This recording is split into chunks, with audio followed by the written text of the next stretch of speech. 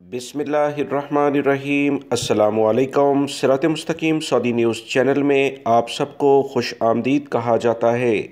आज 7 मार्च 2022 से सऊदी वज़ारत सेहत की जानिब से कोरोना से मुतल्लिका जो ताज़ा तरीन अपडेट जारी की गई है उसकी तफसीलात शेयर करने से पहले मैं आप तमाम भाइयों को एक अहम मालूमात जो यूरोपीय ममालिक से शेयर की गई है कि ओमिक्रॉन की एक नई किस्म दरियाफ्त हुई है जिसने ख़ास तौर पर यूके से करीबी ममालिक को मुतासर किया है।